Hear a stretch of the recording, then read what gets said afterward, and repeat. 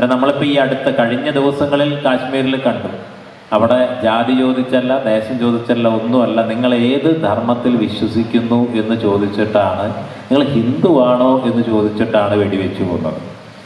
ഈ ഹിന്ദുവാണോ എന്ന് ചോദിച്ചിട്ട് വെടിവെച്ചു കൊന്നത് ഇന്നലെ കാശ്മീരിലായിരുന്നുവെങ്കിൽ നമ്മുടെ കേരളം അത്ര സുരക്ഷിതമൊന്നുമല്ല.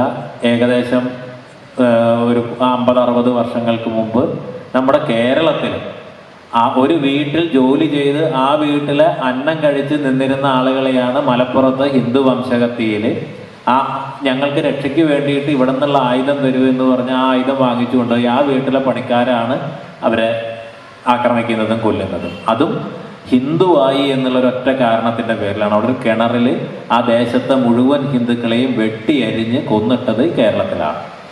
അപ്പോൾ അത് വളരെ വർഷങ്ങൾക്ക് മുമ്പാണ് അത് നടന്നത്. ഇന്നും അത് നടക്കാനുള്ള എല്ലാ സാഹചര്യവും കേരളത്തിലുണ്ട് എന്നുള്ള ഒരു വലിയ അഗ്നികുണ്ഡത്തിൻ്റെ മുകളിലാണ് നമ്മൾ ഇരിക്കുന്നത്. അത് നമ്മൾ ജാഗരൂകരായി ഇരുന്നില്ലെങ്കിൽ ഈ ധർമ്മം ഈ ഭൂമിയിൽ പുലരുന്ന ഒരു സാഹചര്യം ഉണ്ടാകില്ല എന്നുള്ളൊരു തിരിച്ചറിവ് നമ്മളിൽ ഉണരേണ്ടതുണ്ട്. പലപ്പോഴും ഹിന്ദുധർമ്മത്തെക്കുറിച്ച് പറയും, ഹിന്ദുധർമ്മം തുറസിൻ്റെ ധർമ്മം, എല്ലാവരെയും സ്വീകരിച്ച ധർമ്മമാണ്. ശരിയാണ്, ഹിന്ദുധർമ്മം നിലനിന്നത് കൊണ്ടാണ്, ശക്തമായതുകൊണ്ടാണ് എല്ലാവരെയും സ്വീകരിക്കാൻ കഴിഞ്ഞത്. ഹിന്ദുധർമ്മമില്ലാത്ത ഒരു രാഷ്ട്രവും ഒരു സംസ്കാരവും വേറൊരാളെ സ്വീകരിച്ചിട്ടില്ല, വേറൊരാളെ നിലനിർത്തിയിട്ടുമില്ല.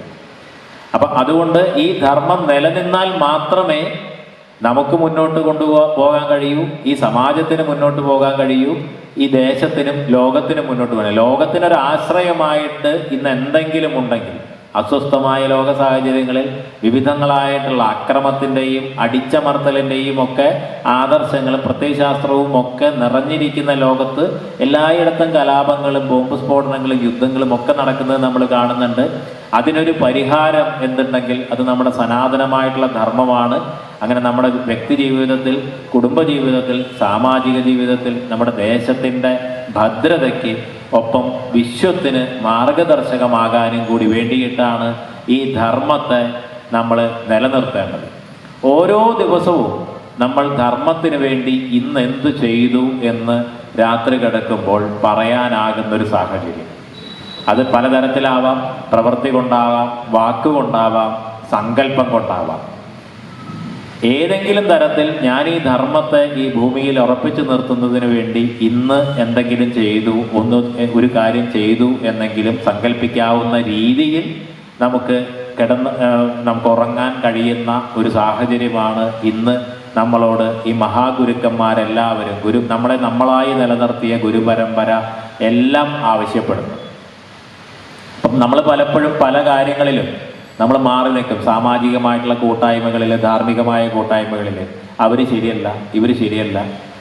നമ്മൾ ഉത്തരഭാരതത്തിലൊക്കെ പറയാറുണ്ട്, കേരളത്തിലെ ഉത്തരഭാരതത്തിലെ ആളുകളുടെ ഒരു സമീപനത്തിൻ്റെ വ്യത്യാസത്തെക്കുറിച്ച്. അവിടെ ഒരു ആശ്രമത്തെക്കുറിച്ച് ചോദിച്ചാൽ, അല്ലെങ്കിൽ സംസ്ഥ എന്നാണ് പറയുക, നമ്മൾ ഈ ധാർമ്മികമായിട്ടുള്ള സമാജങ്ങളെയൊക്കെ അവിടെ സംസ്ഥ എന്നാണ് പറയുന്നത്, നമ്മുടെ ട്രസ്റ്റ് പോലത്തെ ഒരു വാക്കാണ്.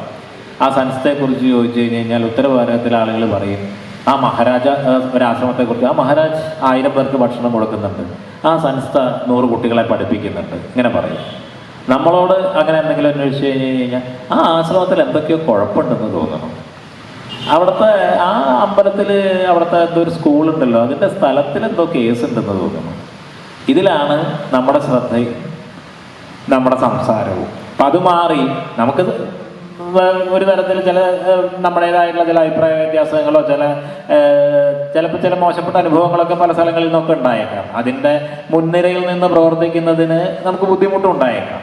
പക്ഷേ അതിൽ കൂട്ടത്തിൽ ഒരാളായിട്ട് നമുക്ക് നിൽക്കാമല്ലോ.